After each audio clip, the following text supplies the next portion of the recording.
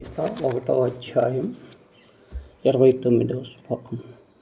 సిద్ధంతి మమాగ్రాత్రాణి ముఖం చ పరిశుష్యతి వేపాదుచ్చ శరీరే మే రోమహర్షజాయతే గాంధీవం సంస్రత హస్త్రత్వకైచ్చవ పరిదాహ్యతేన చశోక్నమ్య మనస్తాతుం భ్రమతీవ చ మే మనః. ఓ అర్జున, చెప్పాను, ఓ కృష్ణమూర్తి, యుద్ధము చేయుటకు ఇచ్చట సమకూడిన ఈ బంధుజనులు నా అవయవములను పట్టు తప్పుతున్నది, నోరుండు కొనిపోతున్నది, శరీరము ఒడుకుచున్నది. ఇవన్నీ భయమునకు అధైర్యమునకు నిరుత్సాహమునకు చిహ్నములు. యుద్ధమనిన కానీ శత్రు సంహారము లెక్క పెట్టని అర్జునుడు ఎన్నో సంగ్రామములు విజయము గావించి ఉన్న అర్జునుడికి సమయము ఏల నిరుత్సాహపరచవలెను.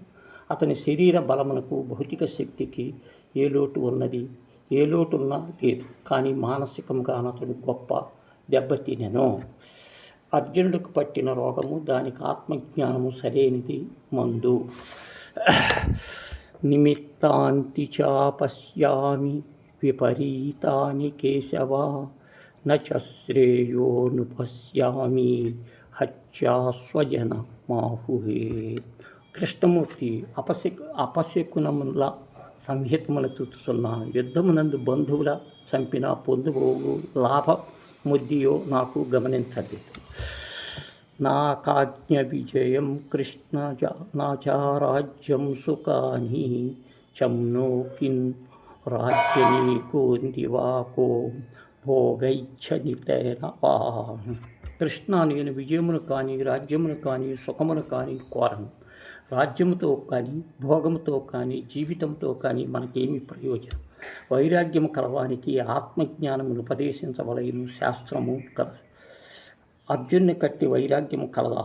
అతడు జ్ఞానమును కలిగరియా? అతను శరీరమునకు శ్లోకములచే నివారితములగుచున్నది. ఏదియో ఎకో విధముగా అర్జునుకు త్రివర శక్తి కలుగుతున్నది. ప్రాపంచిక సుఖముల ఎడల రోత కలిగినది. రాజ్యమును భోగమును తృణప్రాయముగా అందించిన 1000 3 లోకములు తనకు సమర్పించిన అక్కరలేదన్న నిర్ణయమునకు వచ్చాను. ఈ తీవ్ర వైరాగ్య రోగోత్పత్తికి బ్రహ్మ విద్య బోధనకు తగిన సుఖము ముహూర్తము కనుకనే శ్రీకృష్ణమూర్తి ఉంచున్నాడు. ఏషామధ్యకాజ్ఞీతం నో రాజ్యం భోగసుఖాని చ తడమేవ స్థితా యుద్ధే ప్రాణం సత్యాఖ్యధనవాని చ ఆచార్య పితరో పుత్రస్తనోచ పితామహమాతుల్య సూర్యపాత్ర శ్యాలాసమనిస్తభా. ఎవని నిమిత్తము ఈ రాజ్యమును భోగములకు సుఖములకు కోరుచున్నదో అట్టి గురువులు, తల్లిదండ్రులు, కొడుకులు, తాతలు, మేనమాపలు, మనుమలు, బావమరుదులు సంబంధం ఎల్లరూ ప్రాణముల మీద ధనం మీద ఆశ వదులుకొని రణరంగమునకు వచ్చి నిలబడుతున్నారు.